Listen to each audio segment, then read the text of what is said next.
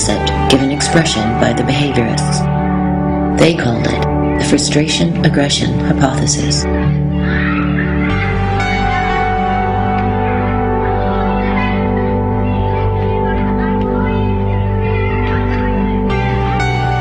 The frustration-aggression hypothesis was an attempt by behaviorists at Yale to combine their own science of behavior with that of the Freudians. Simply put, when people perceive that they are being prevented from achieving just rewards, their frustration is likely to turn to aggression. This study, by the behaviorist Hobart Maurer, showed that when rats could not achieve their expected reward, they began to take out their frustrations on each other. The scientist notes that two animals which have lost their hold on the pellet, frustration, will be seen to turn on each other, displaced aggression. Similarly, in a 1941 experiment, toys were placed behind a wire screen where children could see but not touch them. When they eventually gained access to the toys, their play became considerably more destructive. On the one hand, human beings are not rats. Armed with the necessary information, we can come to a logical conclusion about who is to blame for our frustrations in life. Rightly or wrongly, we often point the finger squarely back at ourselves. Yet in the hands of politicians and demagogues, frustration-aggression can be a potent tool in deflecting anger onto scapegoats. They want to throw white children and colored children into the melting pot of integration, out of which will come a conglomerated, mulatto, mongrel class of people. We are the Ku Klux Klan. We hate niggers, we hate Jews, we hate faggots, and we hate spicks.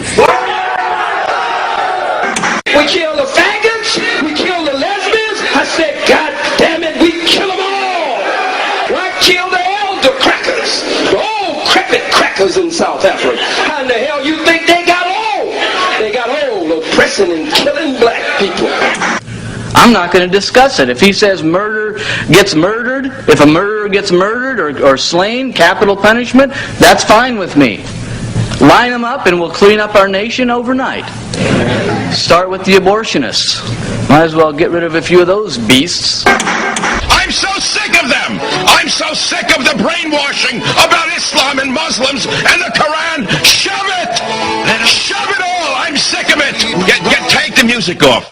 These throwbacks think they're better than you underneath it all, and 90% of them are on welfare.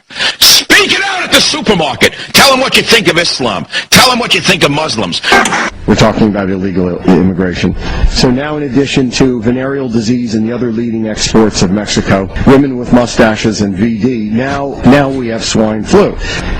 And when you scoop up some of the world's lowest of primitives in poor Mexico and drop it down in the middle of the United States, poor, without skills, without language, not sure our culture, not sure our hygiene, haven't been vaccinated.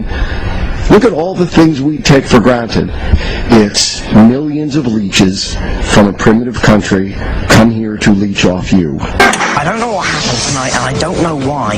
Also, the gay agenda and Harry Potter.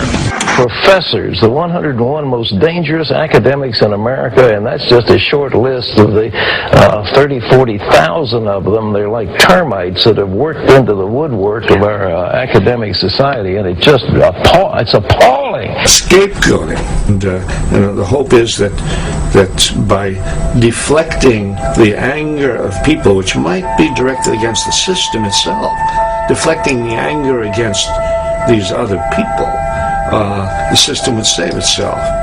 In the South, the black people became scapegoats, and you directed the anger of white people. Poor white people in the South were the people who joined the Ku Klux Klan. These poor white people might have rebelled against the governments of the South and against the national government, but no, they were told that black people were the source of their problem.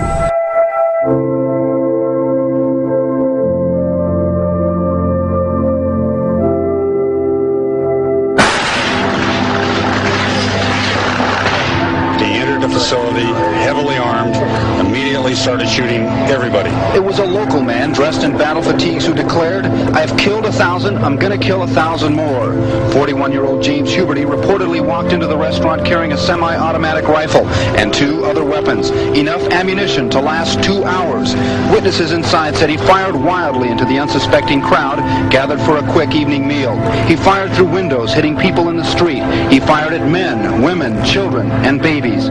Bullets fly, leaving a local family scared to be in their own home. Tonight, investigators say hate was driving the man who pulled the trigger. Deputies say last month someone opened fire on the Hashims because they're Muslim. And I need to know who hates us that much, who wants us to die. Authorities in California are urging Jewish schools and temples to stay alert following a shooting at a synagogue in L.A. The attack happened in the same area of Bushwick where another Hispanic immigrant was killed. Vera left a food pantry here at his church in Lower Manhattan, carrying his groceries.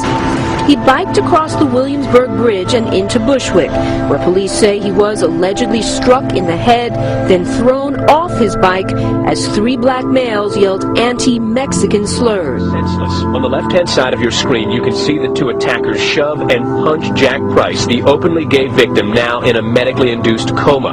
The attack accelerates, with both suspects flailing their arms at the helpless 49-year-old.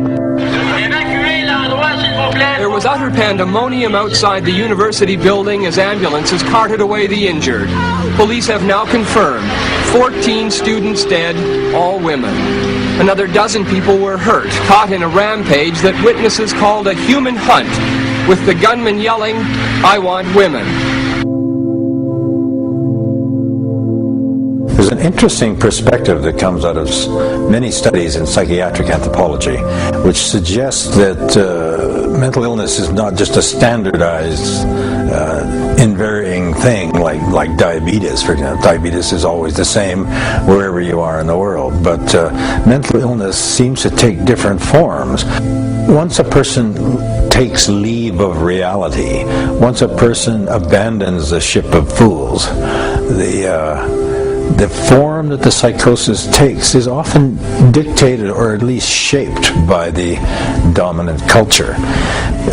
Thus, for example, in traditional Ojibwe society, where there was a belief that once a person went insane, this is the Wendigo psychosis, that he or she might eat human flesh.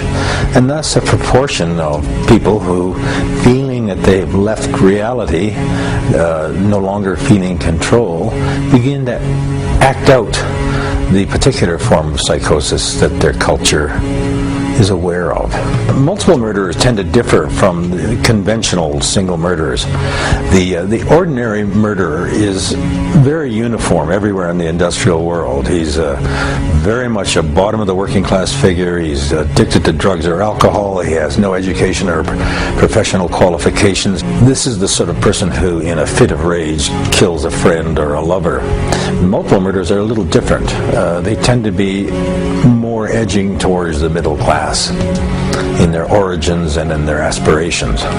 And a part of their agenda, of their motivation, is that they devoutly wish to join a higher class but come to feel excluded. In the case of James Huberty, the mass murderer who killed more than a dozen people in that long siege at the McDonald's in San Diego, Huberty used to stare from his apartment across the street at McDonald's, which was filled with Mexican immigrants who were seizing control of this fundamental institution, he thought, of American society, who were able to go there and afford to eat when he couldn't.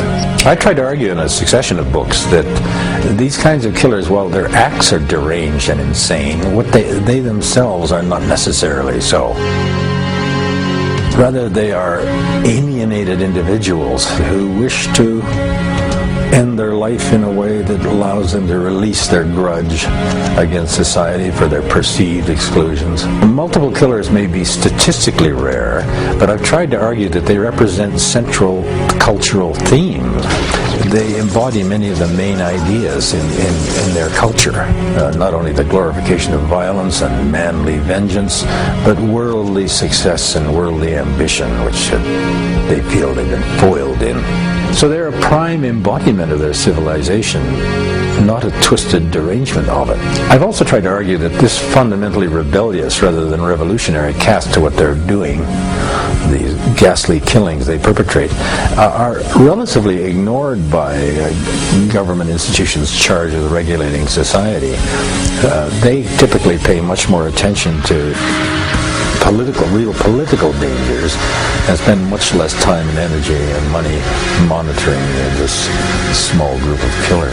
I don't believe personally that the answer to psychopathy is to be found in brain-altering chemicals to change the nature of our society in that artificial way. I think what we ought to start doing is teaching people about the dignity and value and the sacredness of human life and teaching people how to behave towards one another. The important thing to understand, however, is while it's interesting to look into the nature of modern society and see its fissures and fractures and stresses through multiple murderers, it should not be considered that these are the primary killers. Governments and politicians are the main killers. Indeed, some scholars have argued that the state's primary function is, as mass murderer, to wage war on other states, and that was how they developed. That's the social impetus for the development of the modern state. So it's kind of disturbing. We don't think of the state in that way, but that's what it is. Hitler and Stalin, between them, killed something like more than 100 million peoples, many of them their own peoples. This small-time personalized vengeance of a few serial killers and mass killers comes to nothing compared to them. The real killers are governments. Nowhere is frustration aggression more apparent than in modern-day military training. In her study of Japanese atrocities in China, Iris Chang observed that Japanese troops were subjected to particularly severe abuse prior to their deployment. They were repeatedly slapped for no reason, humiliated in front of their peers,